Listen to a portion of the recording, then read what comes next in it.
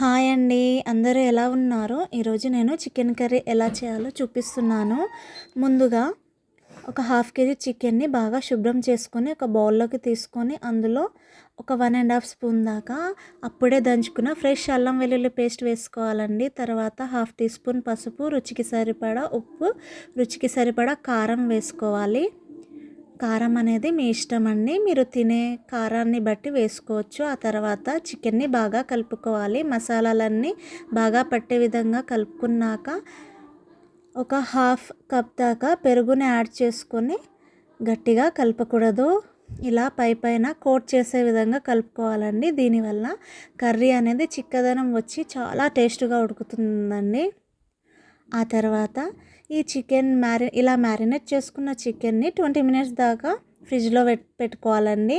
తర్వాత స్టవ్ మీద కడాయి పెట్టుకొని ఒక 3 స్పూన్స్ దాకా ఆయిల్ వేసుకొని, నేను ఇంతకుముందే ఒక 2 ఉల్లిగడ్డలు సన్నగా తరిగి పెట్టుకున్నానండి. ఆ ఉల్లిగడ్డలు కడాయిలో వేసుకొని బ్రౌన్ కలర్ వచ్చేదాకా బాగా వేయించుకోవాలి. ఇలా బ్రౌన్ కలర్ వచ్చాక ఒక హాఫ్ టీ స్పూన్ దాకా అల్లం వెల్లుల్లి పేస్ట్ యాడ్ చేసుకోవాలండి. అల్లం వెల్లుల్లి పచ్చిదనం పోయేదాకా ఒక 1 మినిట్ దాకా బాగా ఫ్రై చేసుకోవాలండి. అందులోకి మనం ఇంతకు ముందే మ్యారినేట్ చేసి పెట్టుకున్న చికెన్ని వేసుకోవాలి. ఇలా చికెన్ని వేసుకొని బాగా కలుపుకోవాలండి.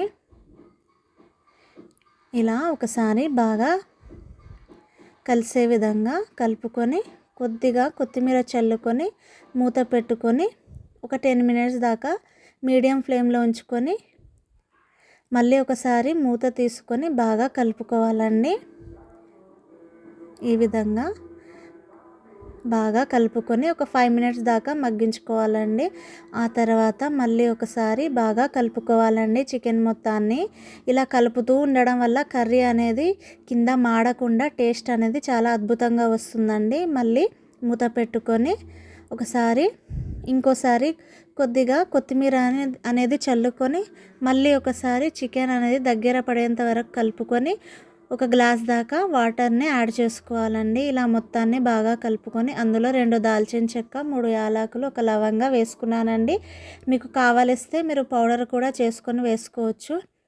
ఇలా వేసుకున్నాక లాస్ట్లో ఒక 1 స్పూన్ దాకా ధనియా పౌడర్, మళ్ళీ కొద్దిగా కొత్తిమీరని యాడ్ చేసుకొని ఒక 10 మినిట్స్ దాకా సిమ్లో ఉడికించి సర్వ్ చేసుకుంటే ఎంతో టేస్టీగా ఉండే చికెన్ కర్రీ రెడీ.